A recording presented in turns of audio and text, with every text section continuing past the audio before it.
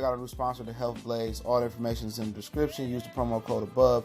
Goodfellow One Boxing at 18% off of all their natural products, from deodorant, pomade, toothpaste, and much, much more. And they have additional discounts on their website as well. That's thehealthblaze.com. Starting December 20th. That promo code is good for 18% off. We go.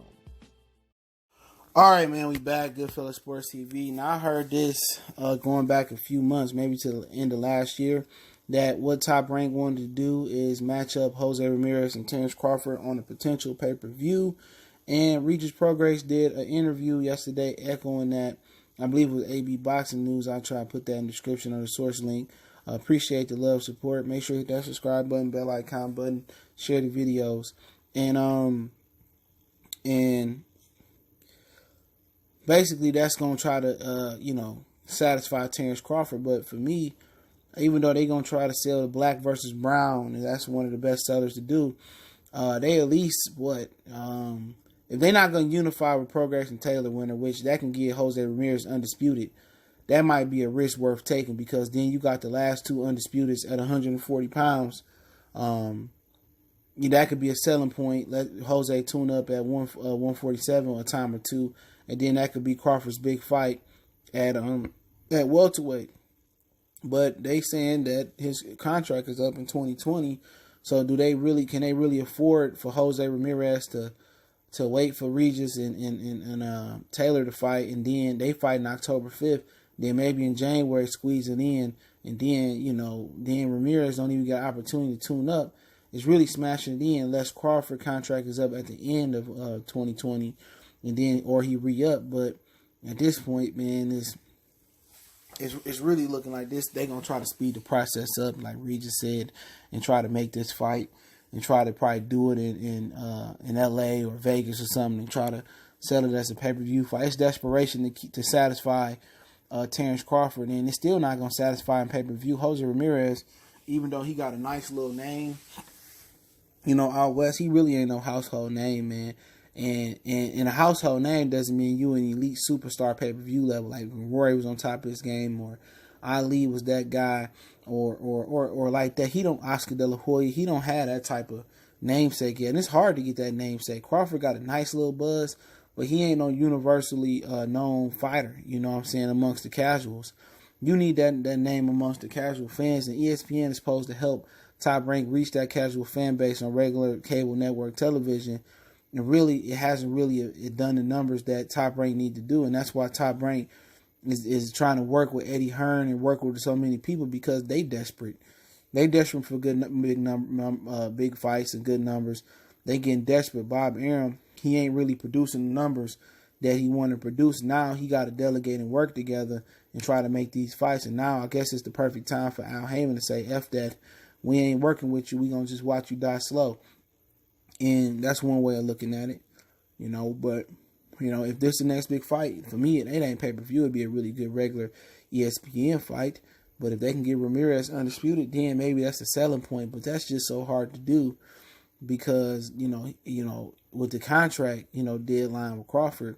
But if that's all they can offer, at least if Crawford can go over to Premier Boxing Champions and they really about that life, they can offer him Danny, they can offer him Sean, they can offer him Heath, they can offer him Pacquiao, they can offer him Earl.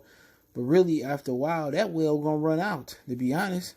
If Earl move up, none of those fights really satisfy you. You just beating guys that Keith, Earl, and Sean and Danny have all beaten and fought each other, and they all on the downside of their career. So really, if he patient, and Taylor and Prograis winner move up, Hooker, I don't think he'd fight Hooker, they cool. Ramirez move up. Jaron Ennis, he kind of resurrected his career from the little promotional thing. Josh Kelly becomes something, and Jamal James, Lippiets, and maybe they could change the face of the division.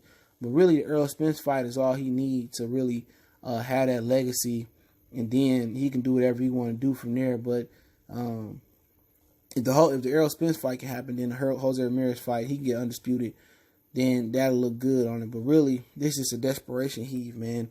They speeding up Ramirez, but Ramirez got big, strong, good stamina, and I think him and Crawford will make a good fight. If he able to really implement himself into the 147-pound division, especially it's best for recognition if he's able to become undisputed And that's a selling point. The last two Undisputed at 140, getting it on at 47. But they really need Crawford to get that Errol Spence fight, you know.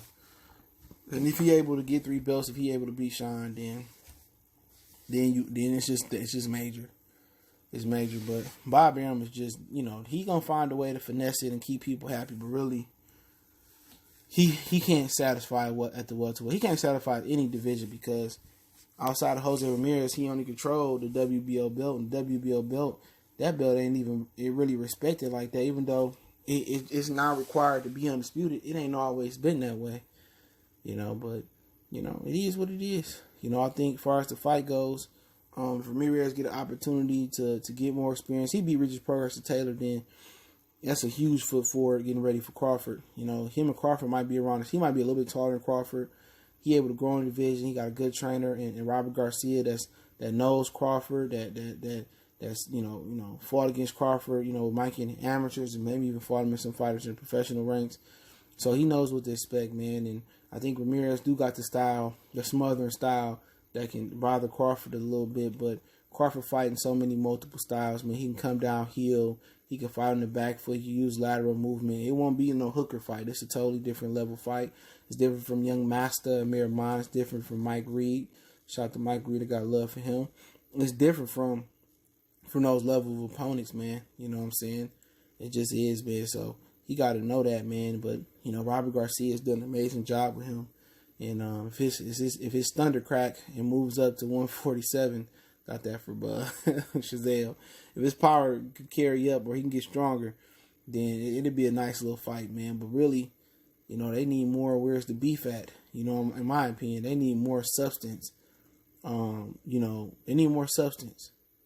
You know, they need him to get Errol Spence. You know what I'm saying? They need him to get that fight before they really can build that fight. And Jose Ramirez need more time. You know, let him unify 140 or let him get implemented to 147. You know, but I don't think there's no need to rush him. But they rushing him trying to satisfy Crawford, knowing his contract coming up. But you know, for Crawford, it might be a damn if you do, damn if you don't situation because you go over to PBC and Errol move up, and then you got candy corn left over. Keith Thurman had been beat up. Sean Porter had been probably gonna get beat up again versus Errol Spence.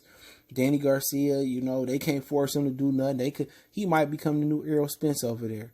You know, nobody want to fight him, and at 32 years old, he going on 32 this year. I mean, I don't think he can afford to lose another minute, shit, let alone a year.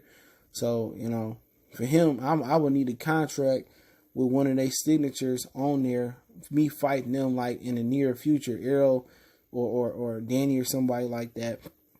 I didn't come over there to really fight your JV team, your Lippians or guys like Omar Figueroa or Dennis Yugas.